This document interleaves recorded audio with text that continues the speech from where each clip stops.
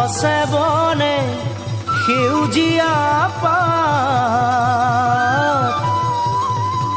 পৰি থকা নিজা নদীৰ ঘাট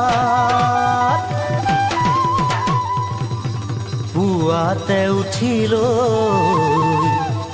লাহনীখন কান্ধত লৈ নৱ গৰু গা ধুৱাবলৈ যাওঁ নৱ গৰু গা ধুৱাবলৈ